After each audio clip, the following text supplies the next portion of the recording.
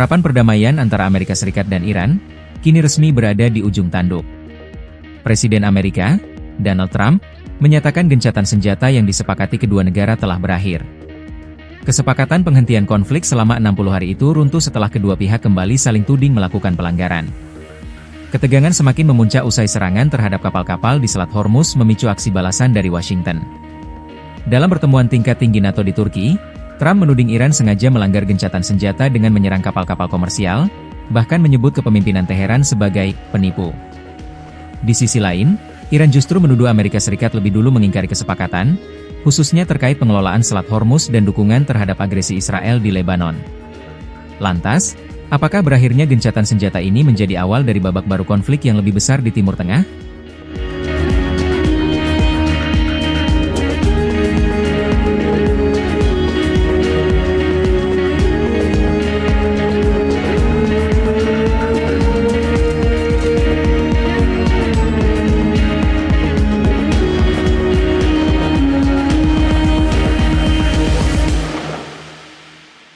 Sementara itu pemirsa, sejumlah serangan teror terjadi di Tel Aviv.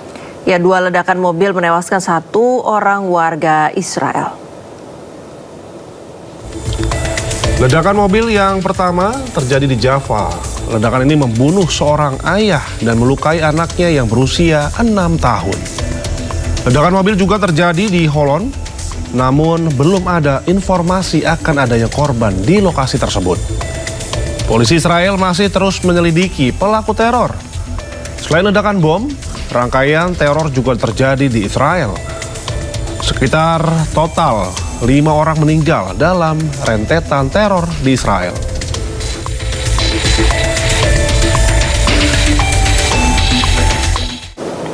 Sejumlah kekerasan terjadi di Tel Aviv. Ledakan mobil terjadi di 2 lokasi yang berbeda di Israel.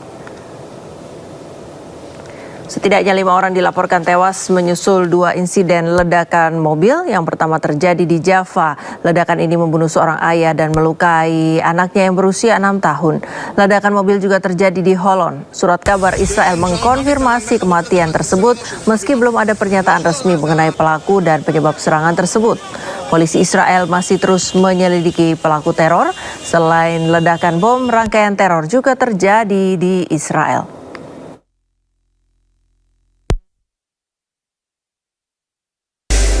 Ya pemirsa, sejumlah negara di Eropa dilanda gelombang panas. Warga Paris frustasi menghadapi panasnya cuaca, memilih berenang di sungai.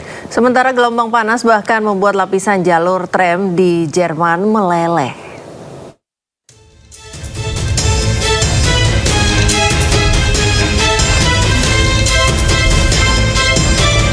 Warga Paris, Prancis memadati Kanal Saint-Martin di tengah melonjaknya suhu hingga 37 derajat Celcius.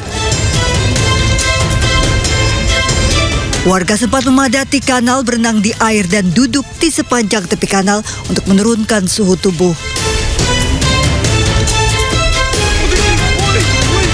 Kericuhan terjadi di berbagai toko di Prancis. Warga berebut membeli kipas angin dan pendingin ruangan di tengah serangan gelombang panas ekstrim. Lebih dari separuh wilayah Prancis berstatus siaga dengan suhu melampaui 40 derajat Celcius.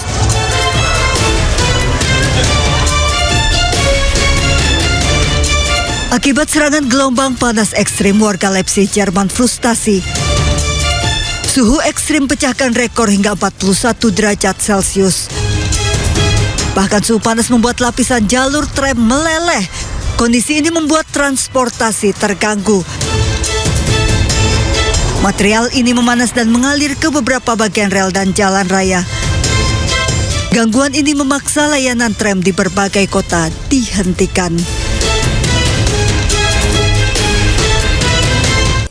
Tim penyelamat berhasil mengevakuasi sejumlah korban yang terjebak di puing-puing reruntuhan bangunan di Venezuela. Salah satu penyelamatan haru adalah saat petugas berhasil mengevakuasi bayi.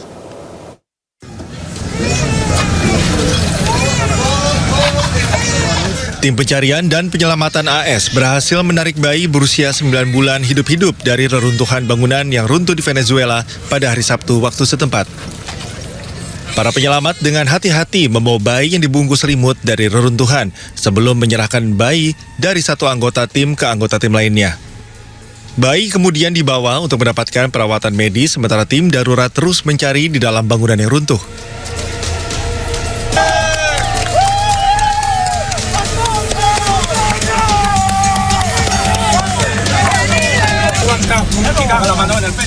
Personil dari unit darurat militer Spanyol memimpin operasi penyelamatan bersama tim lain mengeluarkan seorang pria yang terjebak di antara reruntuhan rumah di Mequetia. Tim penyelamat menggunakan peralatan khusus untuk menyingkirkan puing-puing dan memastikan keamanan area selama operasi. Korban berhasil dikeluarkan hidup-hidup setelah terjebak selama 72 jam di bawah reruntuhan.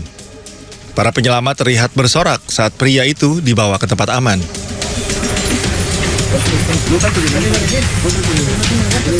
Tentara Meksiko berhasil menyelamatkan seorang anak laki-laki dalam kondisi hidup dari reruntuhan di La Guaira.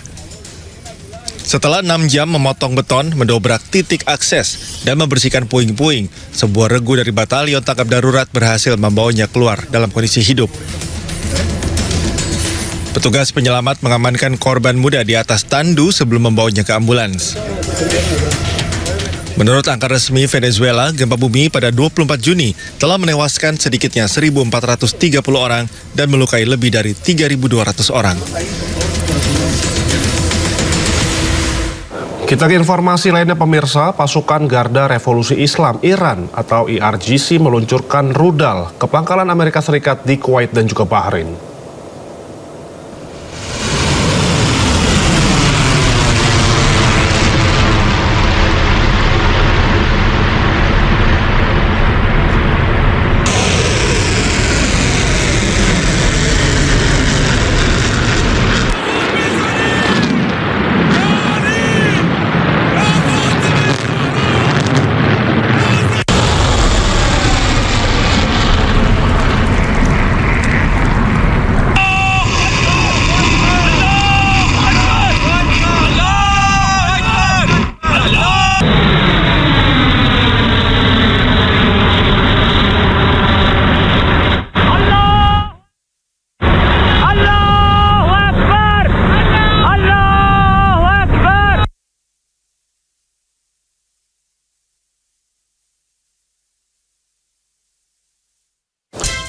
Ratusan orang yang mengungsi akibat gempa bumi dahsyat di Venezuela telah mencari tempat berlindung sementara di kompleks olahraga Jose Maria Vargas di Mequeta, La Guaira.